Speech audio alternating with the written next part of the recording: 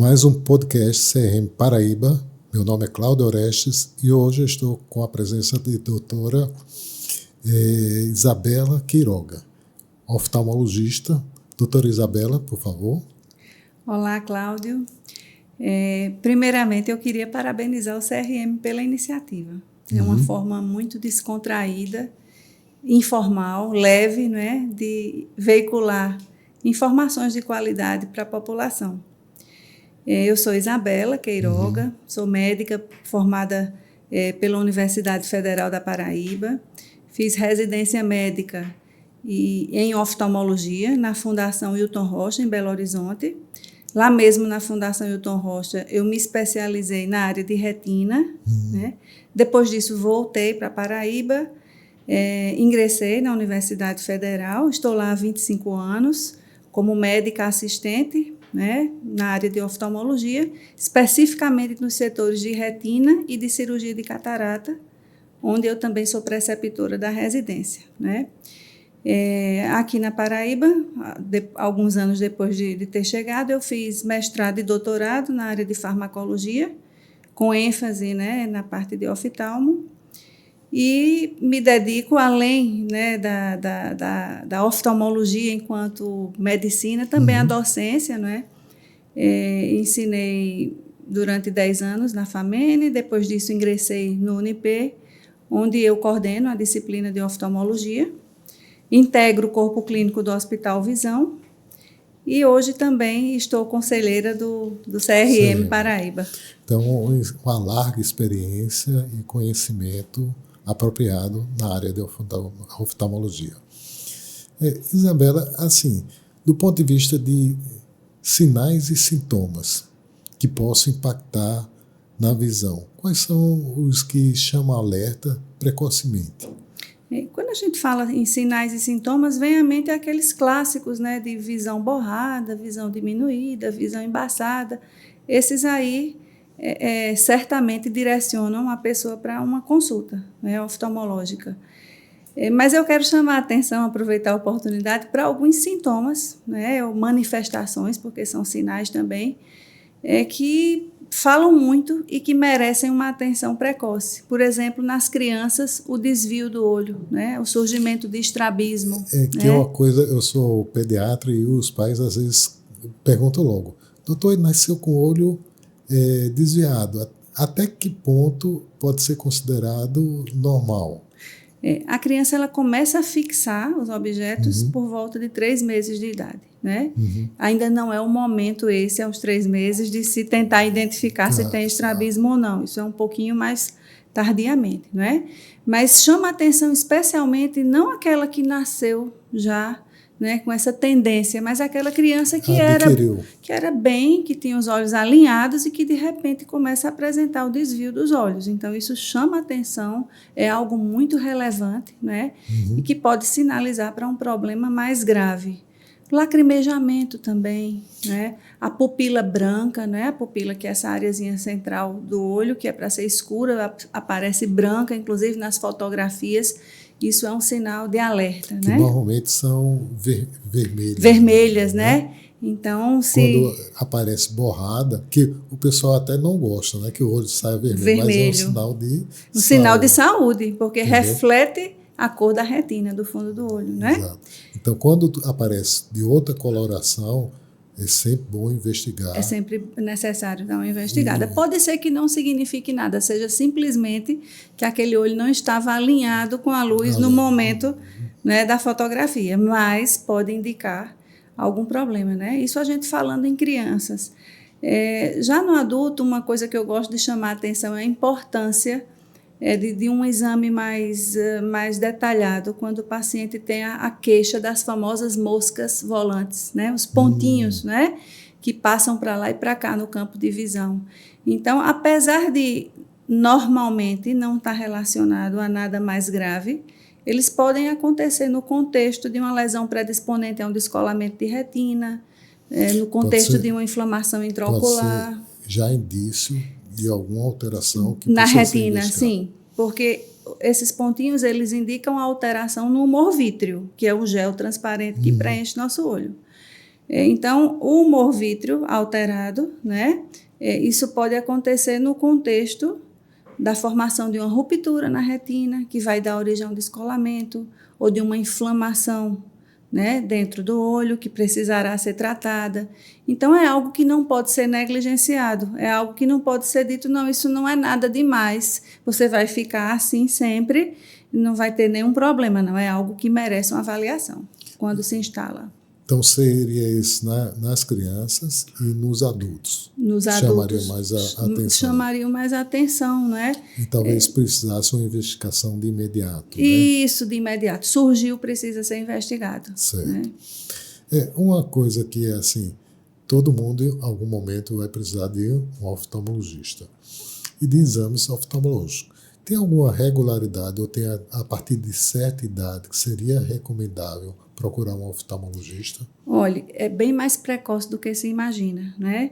Então, assim, a criança, todo mundo sabe que precisa fazer o teste do olhinho ao nascer. Né? Que isso é para excluir algum obstáculo à passagem da luz nos meios oculares. Então, essa seria a primeira avaliação, né?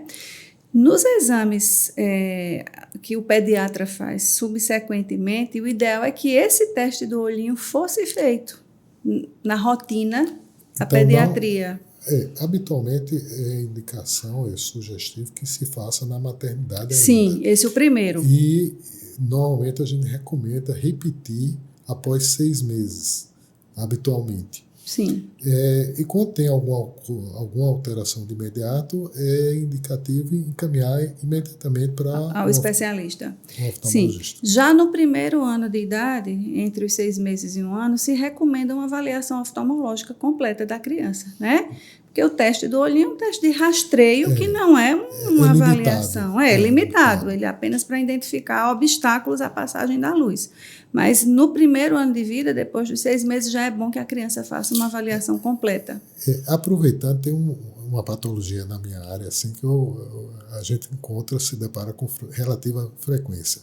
É a obstrução do canal lacrimal. Sim, que sim. Eu acho que é relativamente frequente. Frequente, Na verdade, não chega a ser uma doença, é uma canalização tardia, não é? Uhum. Que se espera que aconteça normalmente ao final do primeiro ano. E que o pediatra sempre lida muito bem com isso, orienta a massagem, né? Que a mãe deve fazer aquela massagem com uma pressão positiva para baixo, porque vai forçar essa canalização, né? Então, toda essa orientação que o pediatra faz, é isso mesmo que tem que ser feito. É uma condição que é, assim, relativamente simples, sem maiores repercussões, mas predispõe a conjuntivites de repetição, né? Precisa de uma orientação médica. Voltando à questão da regularidade. Sim, voltando, para a gente concluir. No caso, talvez tem 2 aspectos. Um é a escola. Sim, vamos chegar aí. Então, feita essa primeira avaliação no primeiro ano de vida, né, se nada foi encontrado de anormal, recomenda-se que aos 3 anos se faça nova avaliação oftalmológica completa, né? E a partir daí, se a criança não apresentou nenhum tipo de alteração, a cada 2 anos, que ela faça uma nova avaliação oftalmológica. Se a criança precisou de algum tipo de correção, precisou de óculos, essa avaliação já deve passar a ser anual. Anual, né? Anual, E a questão assim, os pais usam óculos, os filhos vão usar óculos? Não necessariamente, mas existe uma maior predisposição, né, a que isso aconteça, mas não necessariamente. E iniciando as aulas, o que chamaria a atenção diante de uma criança que talvez tenha problema de visão? Pois é, se ela for maiorzinha, ela vai, algumas vezes, verbalizar, porque como nós temos 2 olhos, não é? Então, muitas vezes, um problema que envolva um olho só passa despercebido até para a criança, né? Compensa, em parte. Daí a necessidade da rotina de avaliação oftalmológica, né? Para que problemas que envolvam apenas um dos olhos possam ser detectados, né? Numa fase em que isso ainda possa ser corrigido de modo adequado.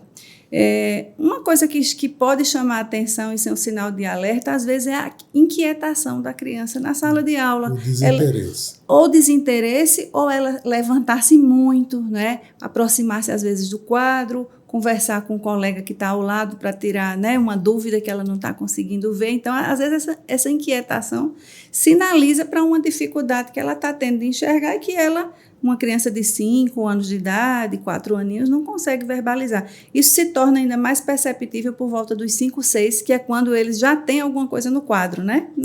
Antes Sim. disso, não vão ter no quadro. Então, é muito importante essa avaliação nos primeiros anos de vida, por causa de algo chamado de ambliopia, né? O que seria ambliopia? Seria o não desenvolvimento da visão naquela fase em que deveria acontecer, que é até os 7 anos de idade, por falta de uma estimulação adequada do olho, né? Que é alvo de algum problema, por exemplo, um erro de refração alto, né? Um estrabismo. E acaba selecionando um olho. Exatamente, e o outro fica esquecido, né? Termina sendo Exato. chamado depois de olho preguiçoso, né? Exato. Porque é um olho que não foi estimulado. E como a gente tem 2 olhos, isso pode passar, às vezes, despercebido. Daí, e aí ser tarde demais. Exatamente. Então, além dessa rotina, né, de idas ao oftalmologista, seria interessante que houvesse uma orientação, especialmente na rede pública de educação, onde o acesso à saúde é mais difícil, né? Que as professoras pudessem fazer um rastreio de visão. Capacitação, um treinamento. Exato, para aferir a visão e aí dos fica alunos. a dica, tanto para os serviços privados como para os públicos, né? Exato. Ter um profissional que possa, em algum momento, treinar ou capacitar os professores. Os professores, para que eles façam simplesmente a detecção da acuidade visual da criança. Não é o exame oftalmológico, é ver quanto ela enxerga, um rastreio, não é? Para direcioná-la para avaliação especializada. Muita coisa seria evitada se essa coisa tão simples, né, fosse realizada. Excelente dica e sugestão aí para quem está nos ouvindo, né? Sim. Sim, dando continuidade, daí vamos para a fase adulta. Sim. Das rotinas, né? Exato. Segue aquela orientação, tá certo? Se a pessoa precisa de correção óptica, ela deve comparecer anualmente. Se não, pelo menos a cada 2 anos, isso até os 40 anos de idade, porque aí aos 40 tem um fator, né, que vai acontecer com todas as pessoas, que é a presbiopia, a vista cansada por falta de acomodação. A gente não consegue mais focalizar de perto e aí precisa de ir ao oftalmologista para corrigir isso. Isabel, eu já vi muito comum, às vezes a pessoa diz, não, eu enxergava bem. Sim. Quando eu comecei a usar óculos, eu deixei de ter a capacidade que eu tinha antes. Só que a pessoa fazia um esforço imenso e não percebia, né? Tem muita coisa aí nesse, né? Enxergava bem. Às vezes a pessoa tinha uma hipermetropia, que não era manifesta, porque ele tinha acomodação ao longo, né, de toda a vida, até perto dos 40 anos. E aí perdeu a acomodação, aí veio à tona a hipermetropia, que sempre existiu e estava ali compensada, e aí a pessoa começa a relacionar com óculos, começa a relacionar com muita coisa, né? Culpar o óculos. Outra coisa que acontece também é realmente, às vezes a pessoa tinha ainda algum restinho de acomodação, né? Que realmente ela vai ser menos usada na hora que se coloca os óculos corretores, né? Tem um certo sentido nisso que a pessoa fala, em algumas circunstâncias, sim, né? E você também, depois que começa a enxergar bem, uma visão nítida, você também não quer mais aquela visão que você antes, né, tinha e se esforçava, né? E, assim, de certa maneira, os olhos, entre aspas, descansa a vista, porque ela dá uma certa acomodação sem a necessidade de você vai fazer espremendo os exato, olhos. vai fazer as vezes da acomodação, né? Para que não exista esse esforço acomodativo o tempo inteiro, que muitas vezes se relaciona ao que a gente chama de astenopia, que é um conjunto de desconfortos, né? Dor de cabeça, cansaço, sonolência, né? Que a pessoa às vezes sente e que tem a ver com... Tem muita, assim, estudante, adulto, que lê com relativa frequência. O hábito de ler e dor de cabeça ou algum outro sintoma pode estar relacionado também à questão da visão. Sim, né? Não é comum se ter dor de cabeça simplesmente porque se lê muito, né? A quantidade não vai deflagrar a dor de cabeça, a menos que exista algum transtorno ali que não está resolvido, como um erro de refração, às vezes um estrabismo latente, né? Que aí existe um grande esforço de convergência durante essa atividade de leitura para manter os olhos alinhados. Então, isso pode ser causa de dor de cabeça também. Então, é algo que não está ali de todo bem e que está deflagrando a dor de cabeça durante a atividade de perto. Mas uma pessoa que não tenha nenhum tipo de problema, né, refrativo ou relacionado a um estrabismo latente, por exemplo, ela não vai ter dor de cabeça porque está lendo, não. Uma questão hoje em dia, está aumentando significativamente, é a questão digital. Sim. E o uso de telas. Sim. Cada vez mais a gente está convergendo para dentro das telas. Uhum. A gente está mudando, transformando para dentro das telas. E o excesso, não só o uso comum, mas o excesso particularmente, acarreta dificuldades na visão. Sim, por várias, né, razões. Primeiro que a atividade relacionada às telas, né, o celular, o computador, durante um tempo prolongado, faz com que a nossa acomodação, né, que é aquilo que foca a visão para perto, esteja acionada 100% do tempo, né? Então, isso vai trazer uma fadiga, só por esse uso contínuo, né, durante muito tempo. Tem essa fadiga pelo excesso de acomodação, assim, pelo uso excessivo, mas existe uma outra situação também, que é quando a gente está diante das telas, a gente pisca muito menos do que o normal, né? E aí desidrata. Não lubrifica bem a superfície ocular, e aí aparecem os sintomas relacionados a isso, né? Olhos vermelhos, olhos irritados no final do dia, sensação de areia no olho, sensação de peso, né? Tudo isso está relacionado. Aí você poderia me perguntar, então, mas qual a diferença de ler durante muito tempo e usar a tela do computador durante muito tempo, em termos de piscar? Por que não é a mesma coisa, né? Em geral, quando a gente lê, a posição é aqui, o livro está mais aqui embaixo, né? Por mais que a gente pisque menos, a pálpebra vai cobrir uma certa parte da superfície ocular. A tela está aqui nessa posição, né? Então, a gente expõe muito mais a superfície ocular nessa posição do computador do que durante a leitura. E a questão da idade, eu acho muito precoce. Eu já vi muitas vezes pais com crianças abaixo de 1 ano disponibilizando telas para elas. E aí vem outras questões, né, também, além desse esforço acomodativo num momento em que não era para estar acontecendo dessa forma e que predispõe à miopia, predispõe a um agravamento de uma miopia ou surgimento precoce de uma miopia, tem as outras questões cerebrais também, né, aquele hiperestímulo para a criança naquela faixa etária. Aí são outras questões. Né? Isso é até um alerta para os pais que estão assistindo, ter essa consciência que o uso é prejudicial e agrava algumas situações. Sim. Então fica a dica também para os pais, né? E as telas e os digitais ainda tem uma outra coisa, que é a questão da luz azul, né? Que é hoje relacionada a algumas condições, alguns transtornos do olho, né? A luz azul, há evidências de que ela influencia um surgimento mais precoce da catarata, de que ela também influencia no surgimento da degeneração relacionada à idade, né? Então, existe isso aí também. Durante muito tempo eu fui gestor de um plano e que me surpreendia a idade de pessoas com indicação de catarata. Sim. Não sei se está diminuindo, porque antigamente a gente tinha uma ideia que a catarata era uma doença de idosos, né? De idosos. Veja, aí são muitas coisas, não é um ponto só.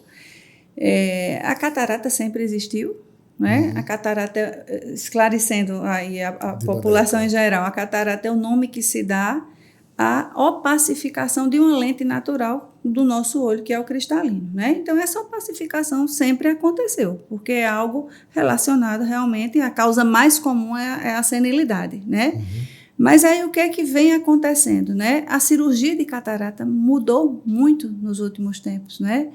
De uma cirurgia invasiva, com uma incisão grande, que causava um grande astigmatismo pós-operatório, que o paciente precisava se hospitalizar para fazer a cirurgia, passou para uma cirurgia, né, bem menos cruenta, né, onde se tem uma microincisão de 2 milímetros, onde não existe mais ponto, onde a pessoa sai enxergando, né, bem no pós-operatório, já imediato. Então, isso trouxe a possibilidade de uma abordagem mais precoce, né? Com a técnica antiga, se esperava que a catarata ficasse avançada para se fazer a cirurgia. Por quê? Porque por tudo que o pós-operatório trazia, né? Edema de córnea, astigmatismo, uma recuperação lenta. Então, você tinha que estar com a visão ruim para que a cirurgia representasse um ganho, não é? Compensasse. Exato. Custo-benefício. Exatamente. Então, hoje a cirurgia de catarata ela evoluiu tanto que ela assumiu um caráter refrativo hoje em dia. Ela cria a oportunidade para você também se livrar dos óculos. Então, esse avanço na cirurgia trouxe uma abordagem mais precoce. Vou fazer o seguinte, a conversa está muito boa, eu vou pedir uma pausa para a gente continuar dar continuidade em outro momento. Pode ser? Pode ser, combinado. Estou à sua disposição.